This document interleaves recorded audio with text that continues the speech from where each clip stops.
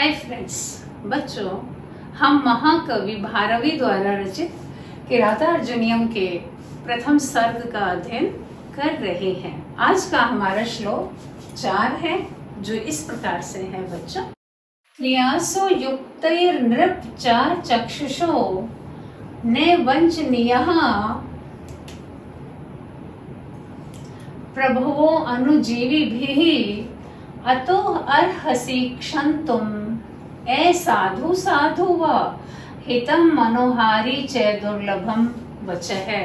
ये सूक्तियां आज के संदर्भ में भी उतनी ही प्रासंगिक हैं। हम इसका अन्वय कर लेते हैं बच्चों। नृप भो नृप युधिष्ठिर क्रियासु युक्तहि अनुजीविभिः चार चक्षुषः प्रभवः न वंचनीयः सन्ति अतः त्वं क्षन्तुम् अर्हसि ए साधु साधु व यतः हितं मनोहारी च दुर्लभम वचः भवति। बच्चों, बड़ा ही सुंदर कहा है कि देखिए, राजा युधिष्ठिर से वनेचर राजा दुर्योधन के राज्य की स्थिति को तथा उसके प्रजा के प्रति व्यवहार को जानता हुआ युधिष्ठिर के पास आता है। वहां के सारे वृतांत को सुनाने से पूर्व भूमिका बनाते हुए वनेचर इस प्रकार से कह रहा है। हम अर्थ कर लेते हैं बच्चों। भो नृप, हे राजा। यहाँ नृप किसके लिए आया बच्चों? यहाँ नृप युधिष्ठिर के लिए आया है। नृप का अर्थ होता है बच्चों नृन पाति इति नृप है। नृन का अर्थ होता है मनुष्यों को।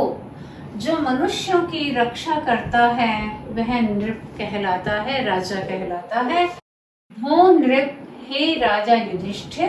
क्रियासु बच्चों, क्रिया शब्द है आकारांत स्त्रीलिंग, सप्तमी विभक्ति बहुवचन। क्रियाओं में अर्थात कार्यों में, राज कार्यों में युक्त ही अनुजीविभिः नियुक्त किए गए सेवकों के द्वारा।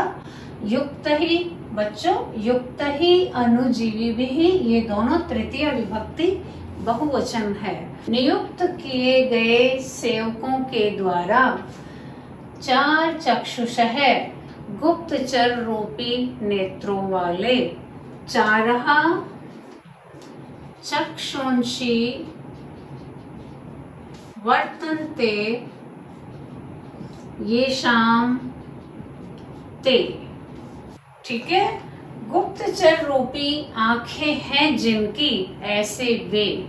प्रभव का अर्थ है राजा। बच्चों, प्रथमा विभक्ति बहुवचन है दोनों में। राजा लोग, न नहीं, यह अव्यय है। वंचनीयः, ठगे जाने योग्य है। बच्चों, यह पूरा वाक्य कर्मवाच्य में है। तुम मीन्स तुम किसके लिए आया बच्चों? यहाँ पर यह राजा युधिष्ठिर के लिए आया है। क्षन्तुम अर्हसि, क्षन्तुम में बच्चों तुमन प्रत्यय है। अर्हसि बच्चों अर्ह धातु है। ये देखो, अर्ह धातु मध्यम पुरुष एक वचन। ए साधु, ए साधु का अर्थ यहाँ पर है अप्रिय।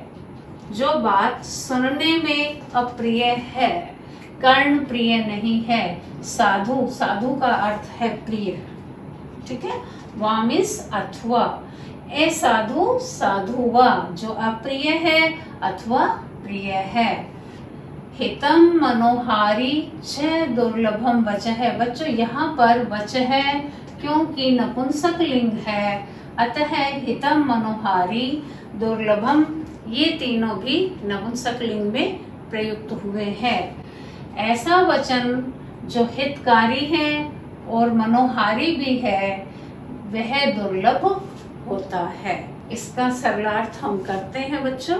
वनेचर राजा से पहले ही प्रार्थना कर रहा है कि यदि मैं राजा दुर्योधन के राज्य की स्थिति बताऊं और आपको बुरा लगे, तो आपको अप्रिय लगे, तो आप मुझे क्षमा कर सकते हैं। तो वनेचर इस प्रकार से राजा युधिष्ठिर से कह रहे हैं, हे राजा युधिष्ठिर, क्रियाओं में नियुक्त किए गए सेवक वर्ग के द्वारा, सेवकों के द्वारा गुप्तचर रूपी नेत्रों वाले राजा लोग या सामर्थ्यशाली लोग ठगे जाने के योग्य नहीं है। इसलिए मैं आपको असाधु या साधु जो भी वृतांत कहूँ उसके लिए आप मुझे क्षमा करने के योग्य हैं, क्योंकि यहाँ यतः का प्रयोग करना पड़ेगा बच्चों, क्योंकि हितकारी तथा मनोहारी जो वचन आपके हित के लिए हैं तथा साथ में मनोहारी भी हैं, ऐसे वचन दुर्लभ होते हैं। क्योंकि राजाओं के गुप्तचर रूपी नेत्र होते हैं और उन नेत्रों के द्वारा वो अपने सेवकों के सारे वृतांत को देखते रहते हैं, इसलिए भी वे राजा लोग ठगे जाने के योग्य नहीं है। इसलिए जो भी वृतांत मैं कहूँगा उसके लिए आप मुझे क्षमा करेंगे। बच्चों, प्रस्तुत श्लोक में हितम मनोहारी च दुर्लभम वच है, यह बहुत ही सुंदर सूक्ति है, क्योंकि जो वचन हितकारी होते हैं वो कभी मनोहारी नहीं होते। एक सामान्य सी कहावत अपने आम भाषा में, एक आम बोली में बच्चों एक कहावत भी होती है कि कड़वे बोली मायड़ी, मीठे बोले लोग, साच कहे थी मायड़ी, झूठ कहे थे लोग। बच्चों, ये बिल्कुल शाश्वत और सत्य वचन है। माँ सदैव आपका हित करने वाले वचन कहेगी, चाहे वो आपको सुनने में अच्छे नहीं लगे, लेकिन उसके जो दूरगामी परिणाम होंगे वो आपके पक्ष में ही होंगे।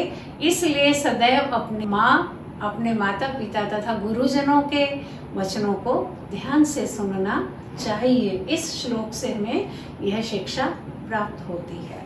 इसकी संस्कृत व्याख्या देख लेते हैं। वनेचरः इत्थमेव कथयति, भो भृत युधिष्ठिर, राजानः स्वसेवकान् कर्मचारिणः वा राजकार्येषु नियोजयन्ति, पुनः ते गुप्तचर व्यवस्थया तेषां सर्ववृतान्तं क्रियां वा जानन्ति।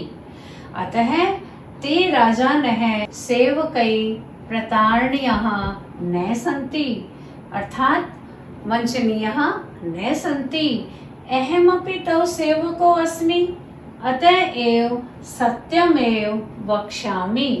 अतः भवान् मां क्षम्यतु यदि अहम् अप्रियं प्रियं वा वचनं कथयामि, यतः हितकारिणी वचनानि प्रियाणि न भवन्ति। एतानि